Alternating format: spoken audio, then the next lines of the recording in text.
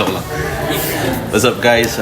Welcome to Maroon Talk, the only segment dedicated to anything and everything UP Fighting Maroons. I'm Lance, batch 2015 UP Manila and 2017 UP Diliman. Hi, I'm Bea Alcantara, batch 2010 UP Diliman, 2011 UP Manila. Yes, sir. So, you guys have probably seen yung recent episode with Fim and Enzo. And mabagal lang kasi internet sa amin, kaya ngayon lang din lalabas yung thoughts namin. Pero thank you for giving us the privilege to speak out our minds dito sa ating episode. Yes, thank sir. you, Very much. Sir Fim, Mr. Maroon Talk, and Enzo. Yes. So, nag-record ba? Oo, nag-record. So, ayun. Sana nakamove on na yung iba sa atin. Sana, I hope everybody's, I hope, parang nag-sink in na rin sana sa ating, at least, syempre no pressure, but, so hopefully the loss has already, we've internalized the loss, and sad as it was, it is what it is. We lost 2 straight games, and LaSalle ended up taking the win, and yun nga, syempre first pinakauna talagang congrats to LaSalle. Yes. On a really, y'all deserve the chip this season, and it was a sad loss on our end, pero it was still a great series to watch. So go. Ako gusto ko lang i-shout out yung mga na part ng UP community. Number 1 si Ate Casey. Yes. Alam ko, iniisip niya rin kung for sure siya rin nalulungkot. Pero nakikita ko yung tweets niya. And yung mga tweets ng mga tao just to lift up kung ano mang mga nararamdaman natin kalungkutan. Yan, ikain lang natin to. Tamang-tama, Christmas season na. Hopefully, lumipas yung kalungkutan. And marami pa naman tayong i-look forward na game. So, while waiting for the next season, balita ko Pinoy Liga will start in January. Hindi ba ongoing na ito? Nga na ba? Hindi ba Pinoy Liga yun? Parang oo. O baka ibang liga Pero pa lang. yeah, for sure naman, wala namang downtime ang basketball. So, konting pahinga lang sa players yes, sir. natin. Let them enjoy the holidays muna. Yes, sir. Lalo sa ating fans na Invested. nakakapagod pero worth it na pagod mag-cheer. Correct. Manalo or matalo. Manalo or matalo, yun talaga yun. Win or lose. Joke lang. Joke lang. It's the school we choose. Pero yan, I mean, that's a really good cheer ng Ateneo yun, but I'm pretty sure it applies to everyone din na win or lose talaga, you really show your support no matter what happens to your team. Aside from congratulating the DLSU team, gusto ko rin siguro i-shout out yung DLSU fans. First time natin silang na-encounter ng ganitong series. Oo. I mean, compare mo sa regular season I mean, syempre, from my perspective, yung UP fans, kahit game 1, day 1 pa lang, parang Final Four mag-cheer, di ba? Pero sa ibang school, hindi ko na-witness yun. Pero the LaSalle crowd netong Final Four was different. In a good way. Na, ayun nga, nagsasagutan ng nagsasagutan ng cheer. As in, manginginig talaga ang katawan mo. Goosebumps ka na. You feel the beauty of college basketball. Oh, tsaka the last few years, talagang na rin tayo, separate tickets na rin yung UP versus LaSalle. And what I appreciate sa crowd nila, game talaga. Sport lang, katulad nung pa-Starbucks. Uy, sinare ko po yun. Pahingin naman, pa-contact na lang. Andito ata yung IG handle ko. Pa-contact na lang. 200 peso voucher. Okay. Salamat po. Tinag nila yung Maroon to. Ayan, let's start. Yes, sir. Number 1. First order of business. It's been a few days, but okay, let's talk about Game 3. Ikaw muna, anong thoughts mo? Ano nangyari sa Game 3? Coming into Game 3, nandun yung kaba. Kasi yung momentum nandun sa LaSalle. Yan. Pero sabi ko nga dun sa previous episode natin, I was banking on the experience of the whole team. Majority naman, marami sa players natin versus sa number of players ng LaSalle. actually, wala naman sa kanilang naka-championship experience eh. Diba? Tayo lang yung meron nun. Kaya doon ako kumapit, sabi ko nga rin nung previous episode. And up to the last few seconds nung game, umaasa ako na makakabawi.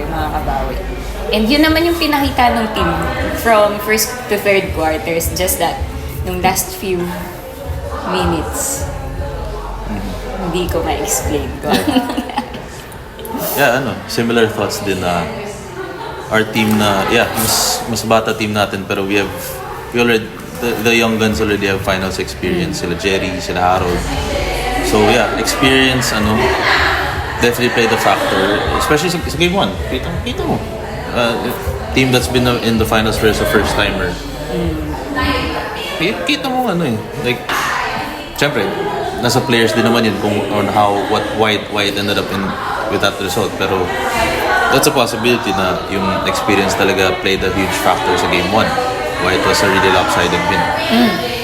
And pero can't discredit Lasal din, because you saw in game 2 they made the proper adjustments and as I said sa previous episode na nandun kami, literally flip the script na yun, kung ano nangyari sa game 1, literal na binaliktad lang talaga. And that's why coming into game 3, aside from yung regarding sa experience, coming into game 3, I was really hoping for a cardiac game naman, maiba lang, and we got that. And it was, again, I mean, nung tayo na yung series after game 2, ang pinakauna ko talaga, aside from, syempre, disappointed na natalo, because we were, imposible naman hindi ka nag-look forward, diba, na manalo. Oo naman. Pero yeah, right after the loss, nung medyo natanggap ko na rin na talo na, the very next thought was the two most beautiful words in college basketball, game 3. And because I mean, game 3 all parang back to zero na lahat, all boils down to one game. Kaya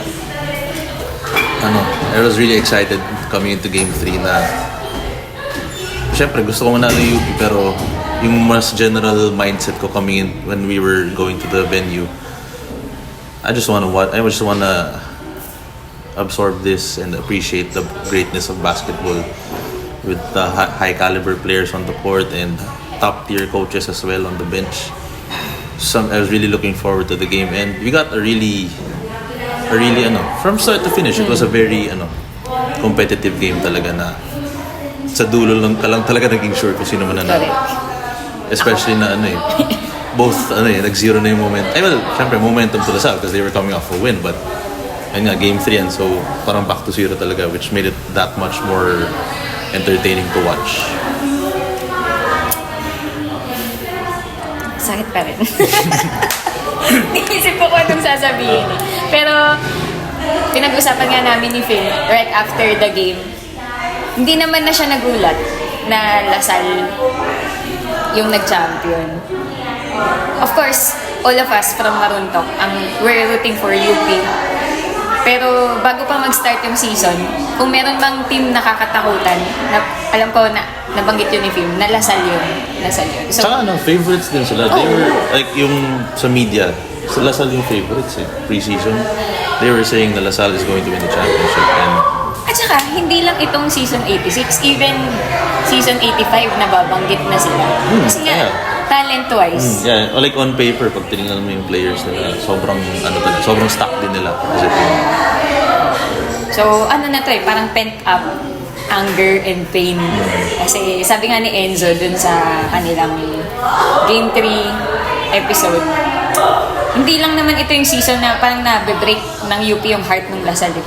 Diba? From Final 4, pagkuha ng slot sa Final 4 from season 84 pa Ganun nakatagal yung iniintay nila para makabawi.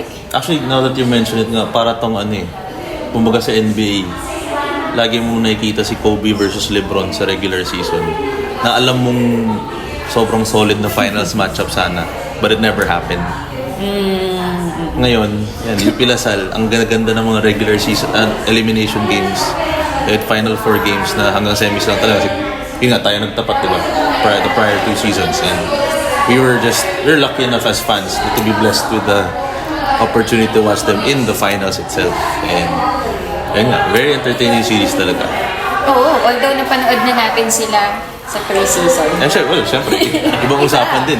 Ibang usapan din. Pag UAAP na talaga eh. Ibang preparation. Tsaka yung pre-season naman mismo, kaya nga pre-season yung tawag, that is preparation talaga for the UAAP season.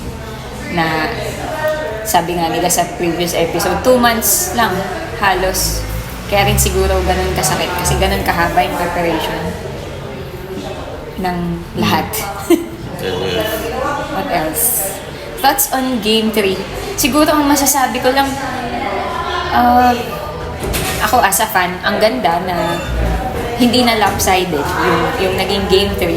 Pero dun na sa last few minutes, kung ano yung nilaro nung UP nung Game 2, parang yun yung nandun sa portion na yun. Parang di nila alam gagawin, may kasamang kamalasan, breaks of the game, ano pa ba? Hindi lang talaga, men. Yeah. Same thoughts din na both teams played perfect basketball all game until the last few minutes na, and like I said nung episode din before Game 3, it's gonna boil down on bullets at first, and unfortunately tayo yun. Syempre, I'm saying this constructively na ganun talaga eh. We were the first to let up na mas nauna tayong magkalat, parang ganun. And Bea and I we rewatched the 4th quarter kanina lang, right before shooting this. And ang na-observe ko din talaga is we were leading up until, I'm not sure when we took the lead, pero when LaSalle took the lead, pero prior to that we were up by like 5 or 6 points before they went on that 10-2 run. Ang pinaka na-observe ko talaga is diba, I've been saying na it's important that we keep LaSalle from scoring more points compared to us scoring more than them. Again, gets niya yan. Defense. Defense talaga. It's defense. Pero at the same time, kailangan ko na talaga mag-convert sa offense eh. And it was really unfortunate na parang ang sinabi ko kay Bea kanina, pinaka-observation kanina. We were playing good defense din kasi LaSalle wasn't making their shots in the 4th quarter, except those that mattered. Yeah, like sila Evans, sila KQ, they made huge shots towards the end. Pero for the most part, both teams were missing everything, and it was unfortunate lang din talaga na hindi tayo naka-convert. Dahil dun sa hindi natin pagko-convert, we ended up giving LaSalle way too many opportunities to come back. And LaSalle was able to capitalize on our yung pagkukulang natin on the offensive end. And andun pa rin naman yung I saw the way we played defense was still the UP identity there. Pero composure siguro yung pinaka nawalang factor dun sa last few sequences. I guess medyo rushed din yung decisions natin as a team, pero part of the game. Again, the players we see on the court, no matter what anybody says, kahit anong sabihin ng mga troll dyan sa comment section, hamunin nyo ano-ano yung players. Sige. Kahit yung pinakabangko sa team, hamunin mo ano-ano. Tingnan natin kung sino papalag. But again, going back to the point. The players we see on the court are these are the best college players. Again, ang daming possibly nga mas magaling pa na hindi lang talaga lumalabas sa TV, pero it's easy to say na these are the top players in the country in the college level, and whatever decision they make, no matter how bad it would look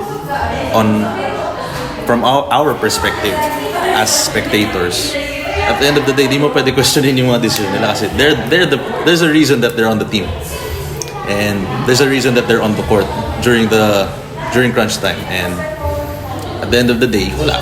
Kahit like wala sa gusto natin mangyari, yeah, sila yung nag-decide, so wala tayong magagawa. Di naman tayo yung player, so di natin question yung mga decision nila. And unfortunate lang din na at the end, Lasal scored more points than UP kaya sila nanalo.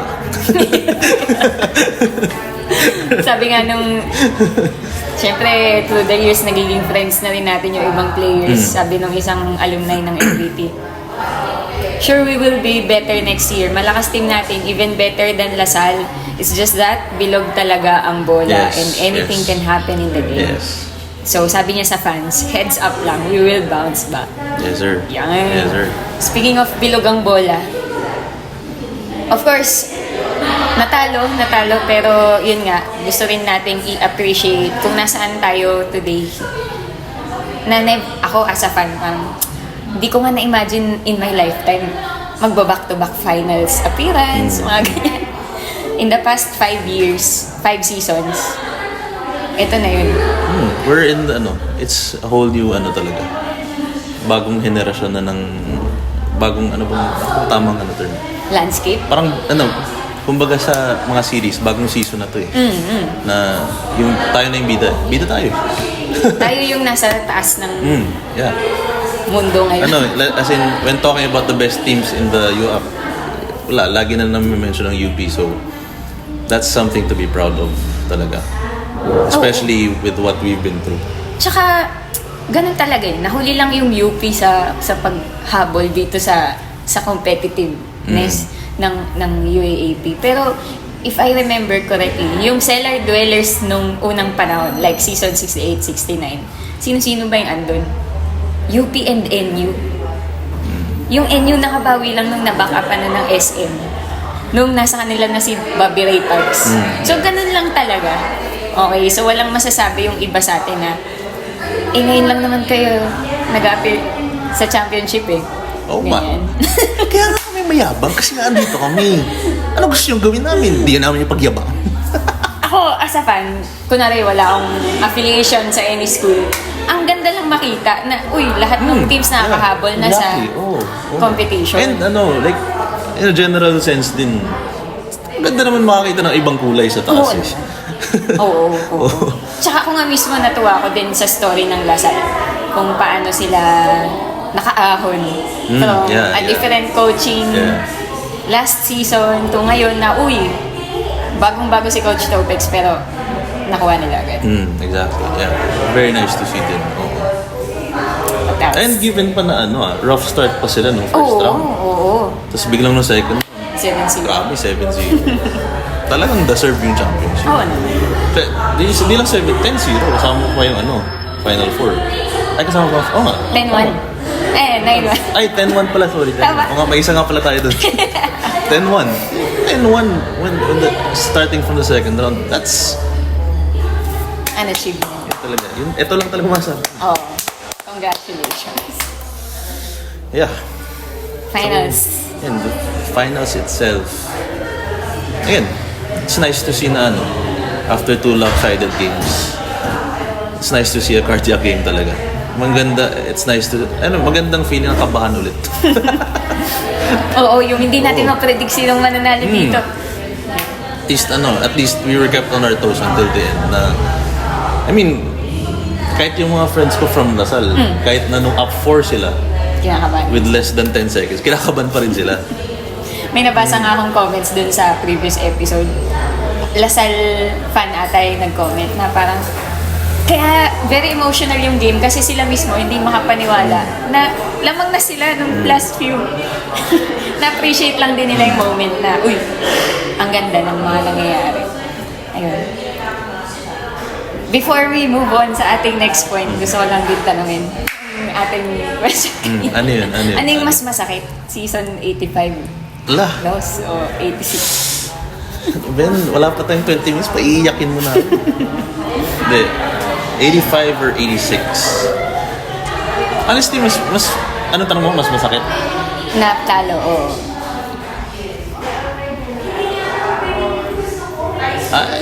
I think, syempre both equally both masakit. Pero I guess if I were to pick one na mas dumiin sa puso ko, It would have to be this one, 86. Parang, ano eh, if i-compare mo, I mean, syempre, unprofessional opinion for the disclaimer lang, but if you compare it lang kasi sa 85, parang mas nagkalat tayo ngayon. Parang, guess ba? Like, ano eh, like, we lost it. Na, I don't know, I mean, ito stuff din na, kasi nung 85, tayo naghabol eh. So, it didn't hurt as much as now na tayo yung lamang. Tapos binigay natin yung lead. And the manner din on how we gave up that lead. Yun talaga yung masakit na we were playing perfect. Sa dulo lang talaga tayo nawala. Force, yan nga. If I'm not mistaken, parang 13 run ata yun to end the game. Na for at least 5 or 6 minutes, hindi tayo nakakascore. Masakit talaga panoorin. Masakit sa puso, masakit sa mata. Pero, ayun. Sakit sa katawan. Kaya, at least nung 85 kasi, tayo yung umabot sa dulo eh. Kaya, it's more on mas, kumbaga, if I were to compare a react, like, kumbaga yung magiging reaction ko, 85, nice try. 86, ay sayang. Panalo na eh. Panalo na, natalo pa. And, yeah. Pero ayun, again, parang sabi nga kanina, bilog ang bola. You can never really, game isn't done until it's done. Game isn't done until it's done. And parang, actually nga, parang kung i-compare mo nga, ganun nangyari nung Final Four ng UP Lasal nung, hindi ko sure kung 84 or 85 yun. Pero nakita ko, parang that was, nung series, basta versus Lasal din yun na, sila naman yung up sa 84 coming to towards 84. the end of the game. Tapos, tayo naman yung nag-run to finish them off. So, I'm pretty sure na how we're feeling right now, ganun din na feel nila eh. Andun na panalo ka na natalo ka eh. And, again, bilog ang bola, it is what it is. Kaya, ang dami ko sinabi, 86 yung mas masakit. Okay, so sa ating apat, ang score ay 3-1. Dahil ako din, ang sagot ko yung 86.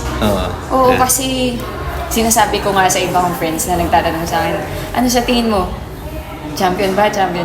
Oo naman, pag hindi nag-champion this season, mas masakit kaysa sa 84 nga eh. 84 yung sinasabi ko kasi nung 84, parang nandun pa lang tayo sa uphill climb eh. Ng etong binubuo na winning culture. Tsaka new roster. Oo. Compared sa 83. And bagong coach. Bagong coach pa. Kaya you wouldn't really expect na So kung hindi natin makuha, parang kung hindi natin makuha ng 84 sa akin, okay lang. Pero yung 86, grabe build up eh. Parang set ka ng, mananalo tayo this season. Oo. 12-2, first time ever sa Final Four era na record. Yeah. And extend mo pa hanggang game 1 na how dominant that win was na largest margin in the Final Four era if I'm not mistaken. Na kung ang previous record holder pa nga nun ay Lasal. Nung 68 ata yun versus FEU ata. Na 25 ata yung naging lead nila. Margin. Na going syempre after game 1 isip mo ay wala, grabe to. Panalo na to. Oo nga eh, ako din. Ayun. Naka-adjust ng matindi. Yeah. And yun nga, I mean, testament lang din on how great of a team Lasal is, how great na Coach Topics may have lost a lot of final series na pero as a coach, pero you see na there's a reason na binabayaran sila there's a reason they're getting paid what they're getting paid. And yun, kita mo. Iyak tuloy kami. At saka na-apply niya ng matindi yung ilang collegiate finals na ba siya. Na-apply niya na yung mga learning experience niya. Ayan yung mga coach learning experience, apply nyo. Wag puro learning experience. Joke lang. Siguro yun yung nilook forward ko sa team. Kasi itong yung core ng UP ngayon, hindi sanay matalo eh. Hindi sanay matalo. So, gusto kong baunin yung experiences na to and 85. na ma-apply. Saka ano, kita mo sa itsura ng mga player, ng boys, Na? UP boys, na dadamdamin nila tong talent na to. Dadamdamin nila to. And that, for me, that's a good thing. Like, speaking as a coach, that's a good thing. Na, remember, like, ang opinion ko dyan, you gotta never forget what this feels para alam mo kung ano gusto mo iwasan next time. And you know how bad a loss feels, especially twice na, 2 straight. Yeah. 2 straight coming up short lang sa dulo. They're gonna keep this in mind lagi. Na they're not gonna wanna feel this again. And hopefully mag-materialize na siya. And I wouldn't bank on it not materializing. Yan. Hindi yan papayag. Hindi yan papayag. Our boys, the team is a really competitive group. Na you'd expect nothing less than to just improve every season. And yeah. Honor and excellence. Yes, exactly. Thoughts on the season? Favorite moment? Favorite moment. Aside sa tuwing nasa ere si Francis Lopez. Ay, yung ano? May paskit ba tayo today? Kaya lang, ang hirap mag-skit eh. Hirap mag-skit, galing talo eh. Pero, season, ayun nga, just continue lang from my previous year. The team has been improving every season. And it's really satisfying to watch, to see that improvement. Hindi lang sa list of players, pero individually. Na you see, like, I guess, my favorite, like, especially sa preseason, ang favorite observation ko ay si Harold. Na, his rookie season, I'll be honest, di ko siya kilala nung una akong nanood nung season 84. Hindi ko siya nung nakita ko siya, sino to? Di ko kilala to. Ako, sino to ang pogi? Pero ayun, talking about Harold, shoutout kay Harold. The way his overall skill set, just, ano bang tamang term? Lumawak yung skill set niya na from being known as a defensive specialist, especially sa preseason and this season, kitang-kita mo na in-expand niya yung skill set niya lalo on the offensive end, making him that much bigger of a threat on the court na aside from sa defense matatakot ka sa kanya, sa offense na rin kasi you see kahit kayong mga troll, sige sabihin niyo hindi niya kaya mag-create ng shot. You see na he's more confident in his offense now, he's more capable of creating his own shot. And you really you like seeing how players continue to develop. Kaya, ayun. Ako naman, ang favorite kong most improved for me, si Aldous. Yes, si Aldous. Oo, grabe. Kasi kita ko rin yung patience niya from his first season as a rookie na hindi masyadong binibigyan ng playing time. Tuwing kailan lang ba siya pinapasok? Pag may konting okay lamang tayo, ganyan. Tambak na. Usually garbage minutes na lang din. And nagpunta tayo nung pasasalamat, nakita ko kung gaano kalungkot yung mukha ni Aldous na nagtalo tayo. And I think na-carry over yun dito sa season na to. Kita naman natin siya na pag si Francis Lopez, yung ating Rookie of the Year, yes, sir, nilalabas, parang wala namang nangyayari kasi si Aldous yung pumapalit. Ganon din kasipag, ka-athletic. At siguro, although sabi naman nila, even before entering the UAAP seniors, may shot na siya sa sa tres. Yun. Nakikita ko, grabe, nakaka-excite kasi second year pa lang siya. Grabe pa yung magiging improvement. And na-appreciate ko yung patience niya na magtiis dun sa limited minutes towards today na grabe na rin yung improvement sa binibigay sa kanya na playing time. Yes, sir. Yes, sir. Ano pa? And sa team lang in general na 12-2 almost swept the first round. Na, yeah, I mean, almost is never enough, pero still, 6-1 is 6-1. I mean, given na nasanay tayo sa 0-14, Wala naman yung... talaga ipagyayabaw natin to. Hindi pwedeng hindi. Oo naman. I mean, come on. That's 6-1. Top seed tayo eh. Oh, sige, sabihin yung top seed yung team nyo. Sige nga. Oops. joke lang. Pero, ayun. As a UP fan na, kahit nasa UST na ako, UP fan pa rin ako. Sorry. It's really, very heartwarming to see na, how far we've come. Na, yun nga, nung una, di mo i-expect na aabot tayo sa ganito, but look at us now. Na hindi tayo nawawala sa Final Four talks. Kaya, really nice to see talaga. As an enthusiast, basketball enthusiast in general, really nice to see. Ano pa ba? Thoughts on the season? Well, ako gusto ko lang din i-appreciate si CJ Cancino for staying. Kasi he could have moved on towards playing abroad. Actually, kahit nga hindi siya mag-basketball, may career siya eh. Oo nga eh. Pwede siya maging vlogger. Ganyan. Ako, gusto ko sana manalo tayo sa finals dahil sa kanya. Oo, kasi for sure, mas magiging matunog yung pangalan niya sa pro kung nag-championship. Kung nanalo sa championship. Pero, it is what it is. Ganun talaga. But really, I appreciate him for playing his heart out kahit na hindi siya naglalaro sa court. Lalo na nung season 85. Yung leadership na kailangan ng team. Kasi Yeah. pag tinignan mo yung lineup naman natin, bata eh. Ilan lang yung graduate na senior? Dalawa lang. Tapos karamihan, kung hindi rookie, sophomore. Diba? So siguro yun yung pinaka nakita ko dun sa, babalik ko lang konti, sa portion na yun na medyo nagkaroon siguro ng lapses. Siguro, naunahan ng emosyon.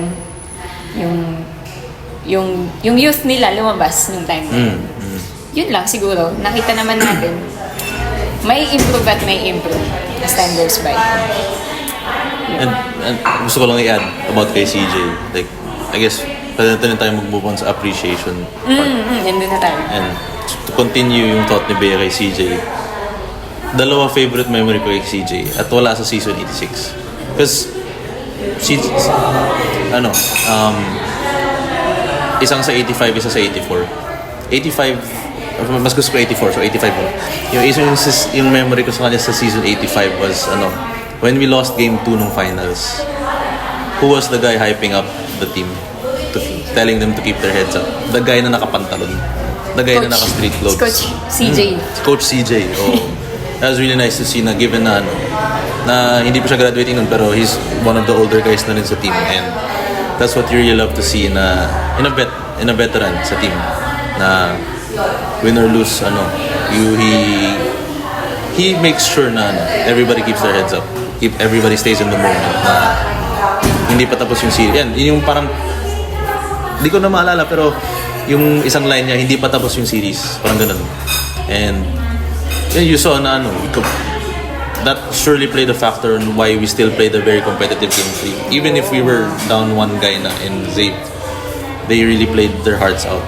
And veteran inspiration.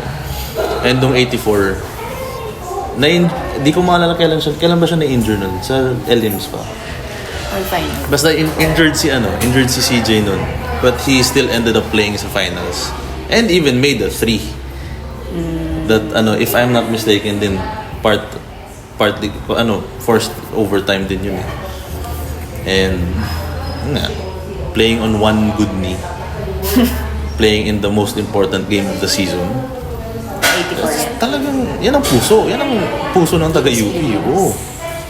And yeah, really my appreciation words can't describe how much I appreciate CJ and everybody on the team. Pero yun nga, specifically talking about CJ, you see how much he loves the game and how much he loves UP, how much he loves playing for us, and especially this season na kahit mas konti na minutes niya compared to before, you see how hyped he is when he comes into the game. First shot pa lang, yun talagang he provides energy for the crowd, for the team, and yun nga. He was really good senior for us up until the end. And yeah. Speaking of Kuya Malik, isa sa Malik. ating mga graduating players. Yes, sir. What I appreciate sa time na to ng pagiging fan, ang dami na nating resources na hindi lang natin makikilala yung players on court. Off the court din, ang daming content. Yan. Isang napanood kong content siguro sa Upbeat. Yan na si Malik. Favorite pala ni Harold. Pinaglulutuan siya. Chef Malik, ganyan. So, hindi lang tayo pwedeng sumandal kay Malik sa laro niya. Pero maaasahan din siya nung mga mas bata. So, ako looking forward ako kung saan man siya mapupunta after this. Ano na ba nangyari sa mga FSA after? I don't know. I mean, Although nakikita ko sa mga story niya mukhang meron siyang bagong endorsement. oh, actually, if I'm not mistaken, parang hindi ba Puma na siya? Ata. Parang may I don't know what deal specifically, pero yeah, that's huge for Malik na sign with Puma for whatever kahit temporary contract man yan. That's huge. Pero yeah, talking about Malik din, played, I'm not sure kailan nag-start, pero he's been playing injured, and as a guy who uses his hands a lot, grabbing all those rebounds, playing a very selfless type of basketball. Na again, another thing you love to see in a veteran on the team. Very sobrang selfless ng style ni Malik na he plays great defense and he really works his ass off on grabbing those rebounds. Playing on injured fingers at our hands. Ano talaga? Again, can't help but appreciate Heart. talaga. All The heart. heart that he plays with. Any other players you wanna appreciate? Lahat sila eh. Magdadalawang oras tong episode na to kung iisa-isahin natin. Pero yeah, everybody else up until the end of the until the end of the stat sheet na I'm pretty sure na they all work their asses off. They put 100% of their heart sa training, staying healthy, keeping with the program, and just trusting the process na kaya imposibleng mawala yung faith ko sa team, because they're really a really competitive and really hardworking group of guys na talagang it's really hard to not feel good about them. Yeah, kaya mahal na mahal ko tong team na to talaga. Okay. And syempre sa coaches din. Right. Ako masasabi ko underappreciated ang coaches talaga. Especially forgive me, I mean this, I'm using this term in a positive way, pero for mga casual na spectator, it's easy to overlook what happens behind the scenes talaga, and gotta serve the same appreciation for the coaches all the way from Coach Gold to assistant coaches to strength and conditioning coaches, sila Coach Chappie, skills coaches, sila Coach Pat, up until yung mga scouts, especially yung scouts talaga, sobrang laking papel nila sa up until sa mga water boys, sa mga utility guys natin. Love you guys talaga. This season, the success we've been experiencing wouldn't be possible without you guys talaga. So yeah, all love. Yes. Speaking of confidence sa team natin, next season, actually, meron tayong good problem. Ang dami papasok. Talagang Mga yung problema natin. para kang pumuntang party. At tapos nilabas nila lahat ng pwedeng ulam o mamili ka na lang. Oo. parang ganun. Oo. Maglabas ka na lang ng baunan. Kaya pero pwede. Oo nga eh. Hindi kailangan maglabas ng Hindi mo kailangan humingi ng pera kay mama kasi eto na eh, handa na lahat eh. Mamimili ka na lang eh. Diyan na naman papasok yung coaching staff. Kung sino yung ila-line up. So, Siyempre, wala. with how good our coaching staff is, kahit sino piliin nila, tiwala kami sa inyo. So it would be a very competitive off-season para sa mga boys na to. Yeah, kaya importanteng mga fans dyan, huwag kayong magpapahinga. May pre-season tournaments tayo papanoorin. Off-season tournaments pala. hindi lang pre-season, off-season tournaments in general as a whole. Na y'all are gonna wanna watch.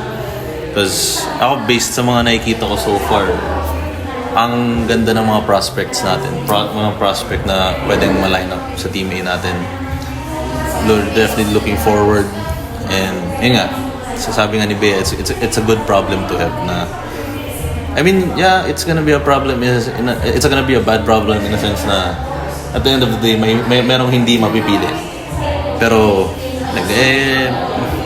part talaga yun ng recruitment in basketball na at the end of the day, somebody's not gonna get picked, pero yun, focusing on the positive, mamimili na lang tayo ng players and top tier players at that, na kahit yung mga hindi kasi isa pa lang napanood kong hindi, pre-season, off-season na game, yung team B natin, kahit yung mga hindi ko alam yung pangalan, ang ganda panoorin ng laro nila. So, like individually speaking. So definitely very excited on how this off season is gonna transpire.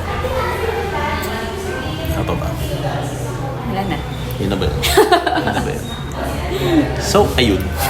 Hindi namin alam paano to i-end. Oo nga eh. I mean, ang hirap din kasi sundan ng episode nila. Film, ang ganda eh. Oo nga eh. Kaya, pero ayun.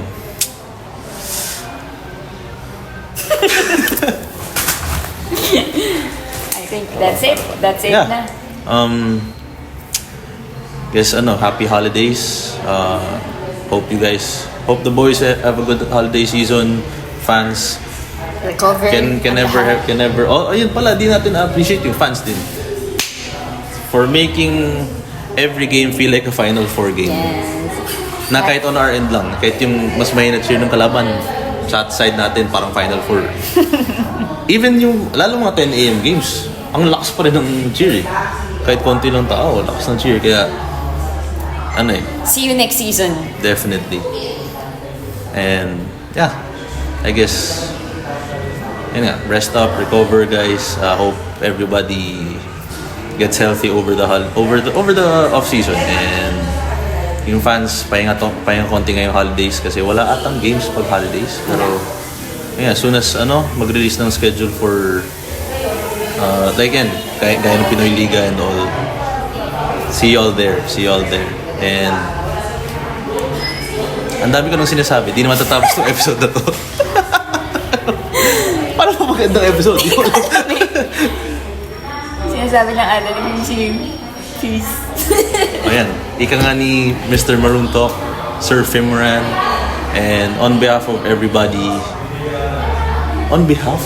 sinong binibehalf ko? Ayun, love you guys. The boys, the fans, everybody. And again, hope to see you next season.